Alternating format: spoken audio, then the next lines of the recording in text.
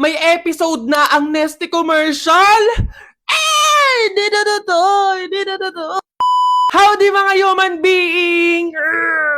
Nesty Commercial Episode 1 is finally out. Napanood nyo na ba sa TV, sa ads? Kung oo, edi maganda. Kung hindi, papanoorin nyo na! Syempre, alam ko naman demanding kayo. Manghihingi kayo ng behind the scene. BTS po, behind the scene po. Ano nangyari? Anong ganap? Diyos ko. O, eto na yun. Sabay-sabay po tayong manood ng behind the scene ng Episode 1 ng Nesty Commercial. Haba nun ah. So, bago ang shooting ng commercial, nagkakaroon muna ng workshop kung saan dito aalamin nyo yung kabuuan ng story ng gagawin nyong episode. So, dito nag-act lang kami, nagsuolo ng mga lines, nag-fitting ng mga susuotin namin sa commercial mula ulo hanggang paa at kahit ano pa. Kung tutok kayo sa Nesty Commercial at Nesty Family, kami-kami pa din yung gaganap doon. Same lang naman doon sa mga nauna naming commercial. Meron lang silang nadagdag, meron silang pasabog na Davao Konyo! Siya yung magiging boyfriend dito ng kapatid ko na si Miss Lottie. Sana all. Ba't ako wala? So, ayun nga, welcome to the family! Welcome to the family! So, ayun, shooting day na ng commercial. Ito yung mga dadalhin ko. 2-day shoot lang naman siya. So, feeling ko carry na to.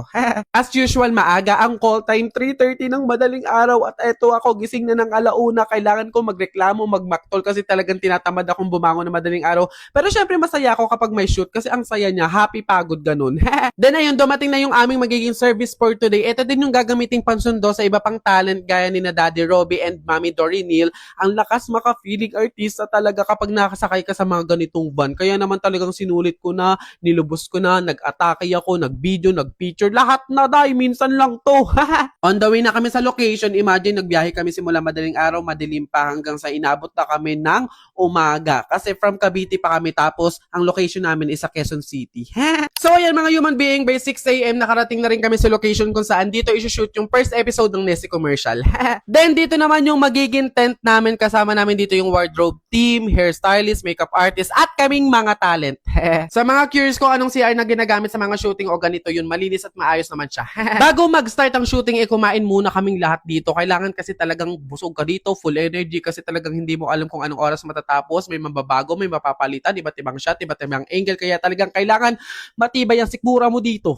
Ayan na, nag-ayos na din yung makeup artist, yung stylist, pati na din yung wardrobe team.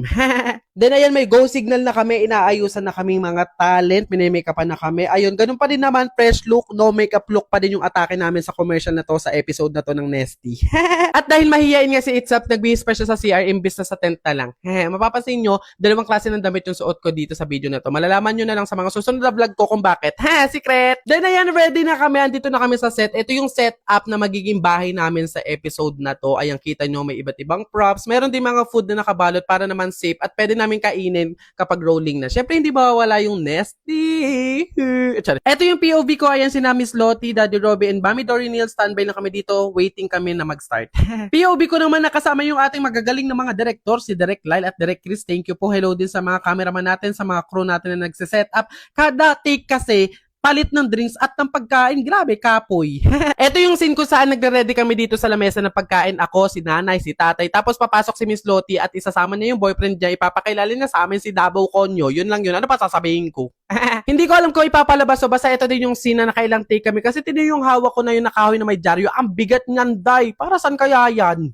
Actually, madami pa akong clip, mga scene na hindi ko alam kung isasama pa ba or ipapalabas pa ba sa episode. Pero kasi hindi ko alam kung pwedeng ipakita. Mas mabuting wag na lang ipakita kasi baka mawalan pa ako ng trabaho sa inyo.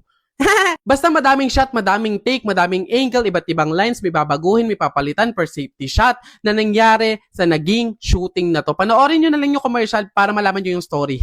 Pag ganyan na yung itsura ko, nakatulala na siya, ibig sabihin, pagod na yan, init na yan na hindi na maintindihan yung nararamdaman niya. Pero again, masaya po ang shooting. Happy ako. Ito na nga yung pinakihintay ko, ang pagkain. Ayun, nag-lunch na kami dito, madami na naman ako mababalot mamaya. Tapos ito na nga, nakasama ako sa nonchalant interview ni Miss Lottie kasama si Davao Konyo. Tapos ayun, hindi ko alam kung i-upload niya to kasi wala naman akong kwentang nasabi doon. Pero Miss Lottie, iniintay ko talaga. Pa-consider naman ako. Oh, di ba? Ang galing, ang saya. Gusto niyo ba ng madami pang episode? Malamang susupport kayo o mag-nesty kayo araw-araw. What if kung napanood nyo, itag nyo ko sa IG? Napanood nyo sa TV, sa ads? E di videohan nyo tapos itag nyo ko para ma-restore ko. Ganun. Uso yun. Ayan lang. Thank you for watching. Don't forget to watch my other video content. Send and receive good vibes. More episode to come. Gasoline, medyo pogi sa mata mo'y malupit. Crystal Mart ang makino, sobrang sexy, fit na fit yung tapos medyo makikita. Sige! Sige! Ano? Yabang nyo dyan, lumapit kayo dyan, panapok, ano?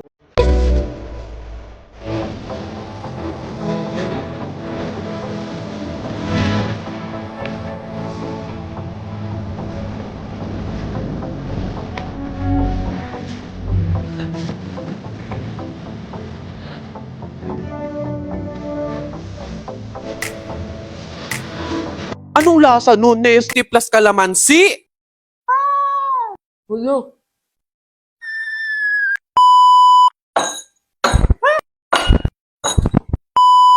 Howdy people!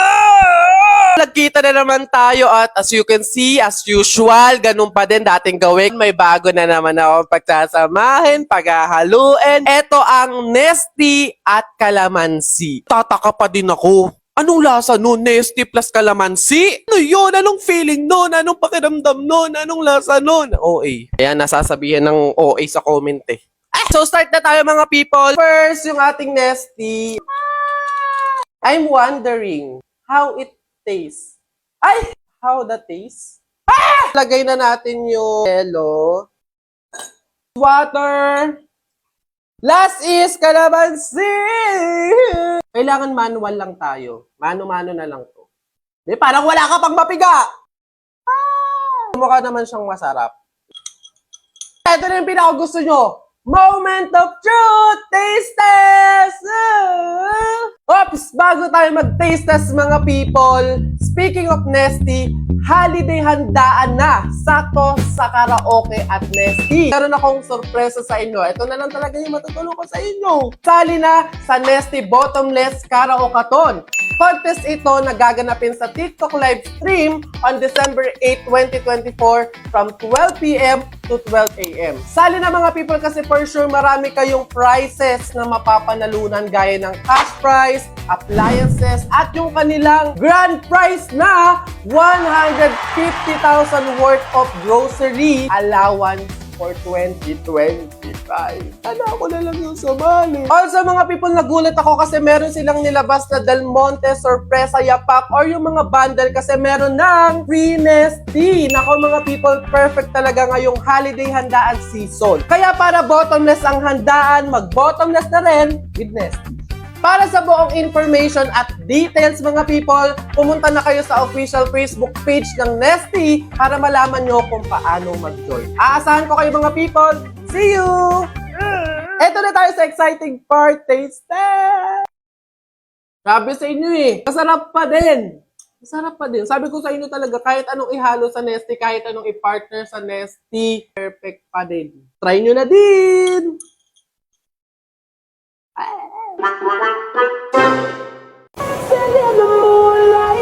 It's my birthday!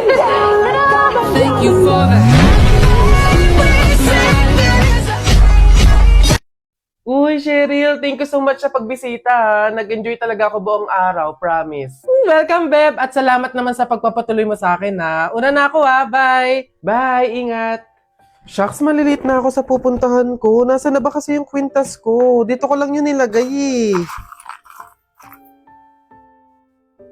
Wow, babe! Ang ganda naman nito! Bagay sa akin. Joke! Over naman sa judge. Ba't naman niya kukunin yun, di ba? Tsaka friend ko yun, eh. Bala na nga. Di ba? Feeling ko nga magjowa na sila, eh. Tingin mo. Siguro. Babe, pabantay nga muna nitong bag ko. CR lang ako. Go, babe. I'm here na. Babe, punta na ako dun sa may counter. Magbabayad na ako. Ikaw ba? Una ka na, babe. Sunod ako. Teka, nasan yung cash ko? May cash akong dala.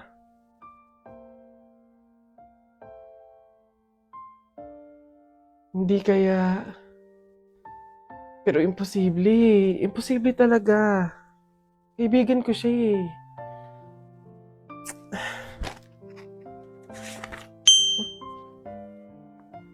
Ay, ang ganda naman ng prene ko. In fairness. Teka. Kwintas ko ba to? Hello, Cheryl? Nakita ko kasi yung story mo eh. Huwag kang magagalit ha, pero umamin ka nga sa akin. Kwintas ko ba yung suot mo? Babe, sorry ah. Siguro baka naiinggit lang ako kasi meron kang mga bagay na hindi ko mabili. Yung kwintas na kinuha ko sa'yo, ganong kwintas kasi yung gusto kong regalo sa nanay ko eh. Kaso nga lang mahal, kaya hindi ko mabili. May mga damit din akong nakuha sa'yo kasi sa tuwing nakikita ko yung mga kapatid ko na lalabas, wala man lang silang magagandang damit na naisusuot. Babe, sorry ha.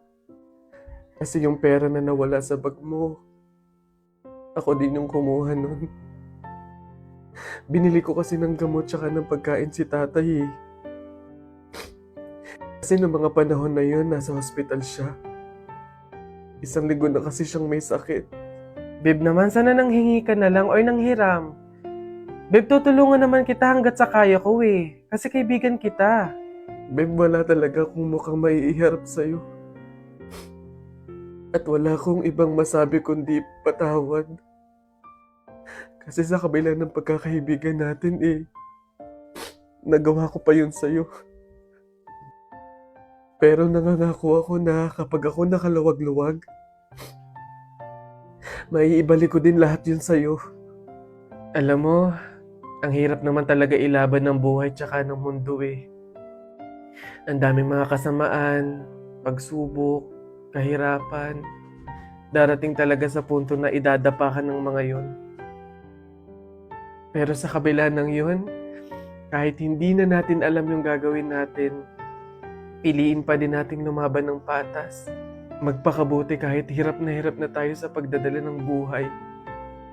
Masaya sa pakiramdam yung ganun eh. Basta lagi nating tandaan na walang masama sa paghihintay. May kapanahunan lahat ng hinihiling natin.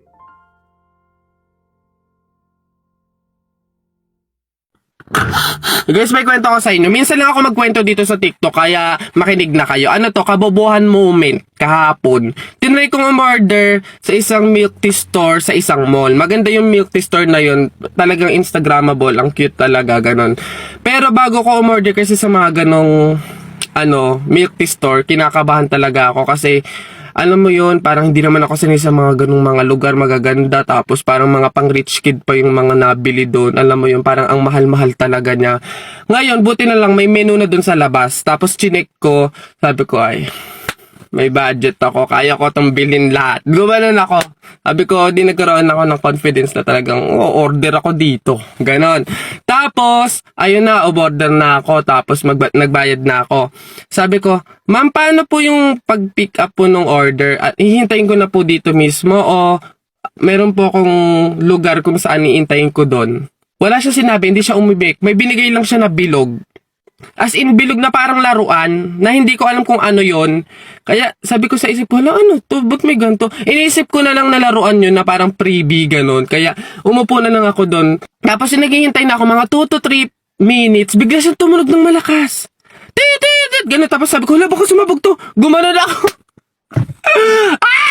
Nakakahiya. Ang dami pa man din tao na andun. Tapos sabi, hindi kaya yan tumutunog kasi pwede mo nang pick upin yung order mo. Like, alam ko na may ganong bagay para pwede mo nang pick upin yung order mo. Ngayon lang ako nakakita ng ganon. Tapos, number 6 po, number 6. Hindi naman ako naingli. Kasi nga wala naman, basta wala siya sinabi na kahit ano about do sa binigay niya kung ano yun. Para lang siyang talagang laruan. Tapos pagpihit kong ganon, may 6 dun sa gilid, napakaliit. Hiyang-hiya naman yung number sa inyo. Napakaliit talaga ng number 6. Sa akin nung ba nangyari yun? Hindi ko naman alam na may ganon. Imagine mo, bigla na lang siyang tumunog na ganun. Tapos talaga nagpanic ako doon, nagtinginan yung tao, tapos nagtatawanan pa yung iba. Nakala mo naman di ko nakikita. Bakit ba? Ngayon ko lang nakita yun. Yabong niyo dyan eh.